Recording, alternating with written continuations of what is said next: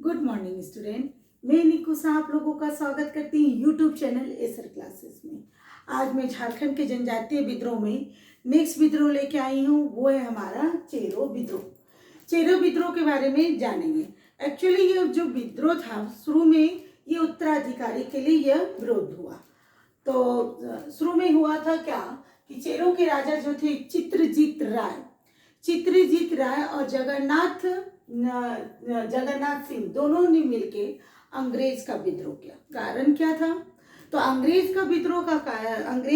से विद्रोह करने का कारण यह था कि अंग्रेज जो चाह रहे थे कि ऐसा राजा यहाँ पे बनाया जाए जो मेरे इशारों पे काम करे, कठपुतली की तरह काम करे।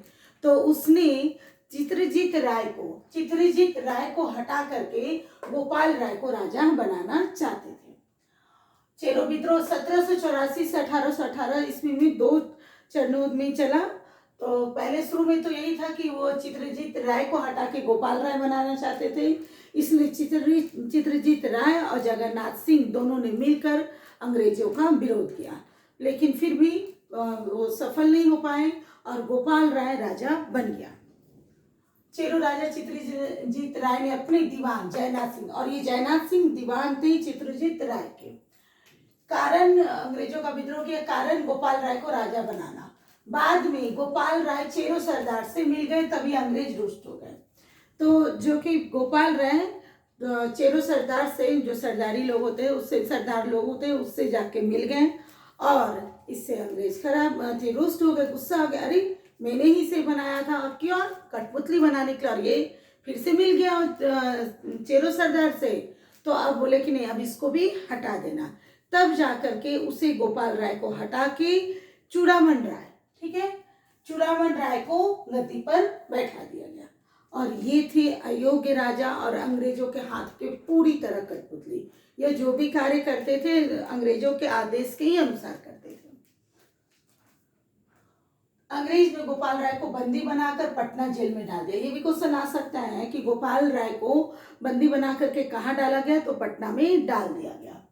फिर चूड़ामन राय को राजा बनाया गया। ये अयोग्य राजा थे, चेरो वंश के अंतिम राजा थे। भूषण सिंह चेरो के जागीरदार थे। तो जब चूड़ामन राय को बनाया गया, तो ये जो चूड़ामन राय थे वो एक अयोग्य राजा कहलाए, क्योंकि यह जो भी कार्य किया वो अंग्रेज के अनुसार किया, इसीलिए इसे अयोग्य राजा साबित किया गया। और दूसरा, ये चूड़ामन राय है वो चेरो वंश के सबसे अंतिम शासक रहे। फिर भूषण सिंह चेरो के जागीरदार थे। जागीरदार क्या होता है? तो जो राजा होते थे वो अपने सेवक को रुपया ना देके, वेतन ना दे करके एक जमीन उसको दे देते थे दान में, और वो जमीन पर ये राजा जो है कर नहीं लेते थे, उसी को कहते थे जागीरदार, यानी जागीर को दे दिए हम। तो उसी में एक थे भूषण सिंह जो चेरो के जागीरदार थे, और उस समय तक चूड़ामन राय के पहले तक कभी भी जागीरदारों से कभी भी कर या टैक्स किसी तरह का नहीं लिया जाता था। लेकिन अब क्या था, चूड़ामन राय पे ऊपर से प्रेशर आ रहा है अंग्रेज के द्वारा कि नहीं कर लेना है, तो मजबूरन उसे जागीरदार से भी कर लेना पड़ा। तो इस ढंग से जो जागीरदार थे वो इसके विरोध हो गया। उसमें से प्रमुख हो गए भूखन सिंह को ही भूषण सिंह कहीं पे लिखा हुआ है, कहीं पे भूखन सिंह लिखा हुआ है। चेरो राजा जागीरदारों से कर वसूलने लगे। अब देखिए, अब जो है मेन रूप से जब पता चला जागीरदारों को कर देना पड़ा, तो जितने भी जागीरदार थे सरदार मिल गए और खुला विद्रोह कर दिया। किसके प्रति? चूड़ामन राय के, क्योंकि वो जनता के बारे में नहीं सोच रहे थे, जो अंग्रेज बोलते थे उसी के अनुसार कार्य करते थे। तो खुला विद्रोह हो गया। यह विद्रोह 2 साल तक चला। सरगुजा के अंग्रेज विद्रोहियों ने भी साथ दिया, और भूषण सिंह को जो उड़ीसा में सरगुजा है उसके वहाँ के विरोधियों ने भी इसका साथ दिया। मतलब वो लोग भी अंग्रेज का विरोध कर रहे थे, इधर भूखन सिंह भी विरोध कर रहे थे, दोनों ने मिल करके यहाँ अंग्रेज को विरोध किया।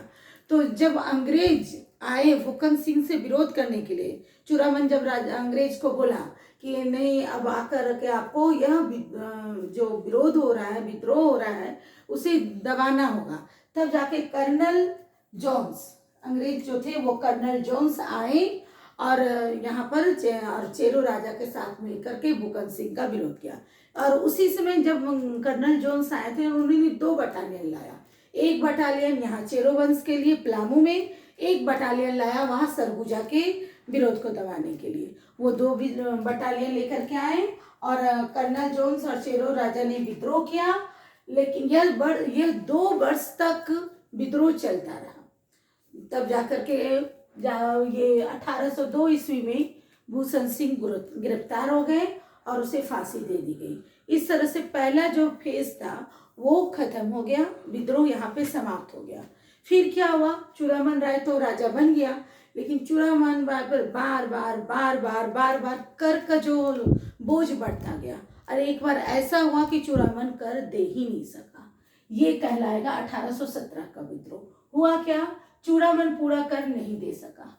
जब नहीं दे सका तो अंग्रेज को तो कर चाहिए, रुपया चाहिए, किसी भी हाल में चाहिए। उन्होंने कहा कि अब मैं चेरो साम्राज्य को नीलामी करूंगा। तो 1813 ईस्वी में अंग्रेज चेरो साम्राज्य की नीलामी की घोषणा कर दी।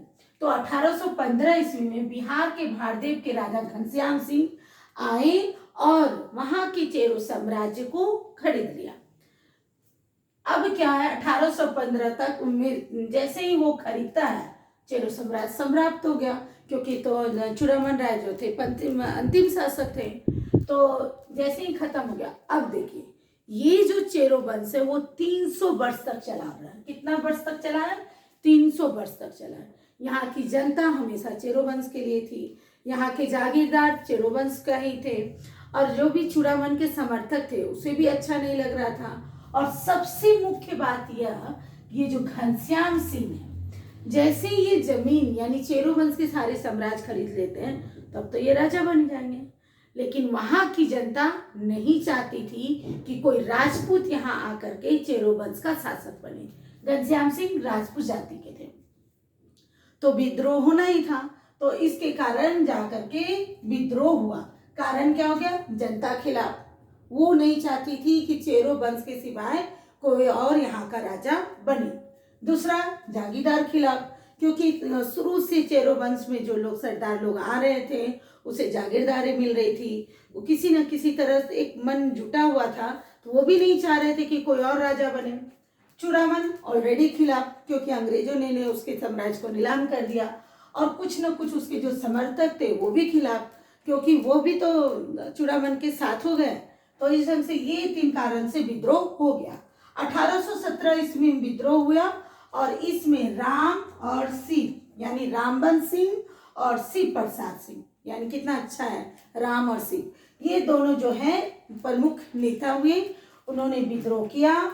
परिणाम क्या हुआ कि सबसे पहले घनश्याम सिंह को गद्दी पर से हटा दिया गया कि नहीं, ये जो राजपूत राजा है ये घनश्याम सिंह है, वो गद्दी पर नहीं बैठेगा। दूसरा क्या हुआ, सीधा कर ब्रिटिश सरकार को जाएगा। कर का तो वही व्यवस्था है, तो उन्होंने डिसीजन ये लिया कि अब जो भी कर होगा वो डायरेक्ट ब्रिटिश सरकार को, अंग्रेज सरकार को जाएगा। अब कोई भी बीच में कोई राजा नहीं रहेगा। जैसे चूड़ामन राय था वो कर लेता था, फिर जाके कर जाता था अंग्रेज पे। अब ये बीच का जो टर्म है उसको हटा दिया गया। नेक्स्ट क्या हुआ कि 1819 में पलामू अंग्रेज के हाथ में पूरी तरह आ गया, क्योंकि अब वही सत्ता संभाल रहा है। तो इस ढंग से 1819 में पलामू अंग्रेज के हाथ में आ गया। अब देखते हैं इसके प्रमुख प्रश्न क्या बनते हैं। जो चित्रजीत राय के दीवान कौन थे, पहला प्रमुख क्वेश्चन ये थे, जगन्नाथ सिंह। कारण पहला क्या था, चेरो विद्रोह का, गोपाल राय को राजा बनाना। ठीक है, फिर कौन से अंग्रेज थे इसे दबाने आए, तो वो थे कर्नल जोन्स। ठीक है, और चेरो वंश का सबसे अंतिम शासक कौन था, तो वो था चूड़ामन राय। ठीक है, चेरो युद्ध जो विद्रोह हुआ उसके मुख्य नेता प्रथम फेज में कौन थे, भूकन सिंह।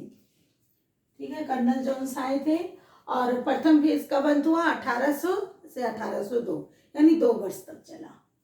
फिर उसके बाद नीलामी की घोषणा कब, देखिए 2 क्वेश्चन है। नीलामी की घोषणा 1813 में की गई और नीलाम कब हुए, 1815 में। तो चेरो वंश का अंत कब हुआ, 1815 में। ठीक है, उसके बाद दूसरा विद्रोह कब हो गया? 1817 ईस्वी में। और परिणाम कब निकला? 1819 में। और ये पलामू चला गया अंग्रेज के हाथ में। घनश्याम जो कि कहाँ का राजा था? फाड़देव का राजा था, वो राजा नहीं रहा। इस तरह से चेरोवेंस मैंने अच्छा से समझा दिया, आप लोगों को भी अच्छा तरह से समझ में आ गया होगा। आपको यह मेरा वीडियो पसंद आता है तो आप इसे लाइक करिए, सब्सक्राइब करिए, कमेंट करिए। Thank you.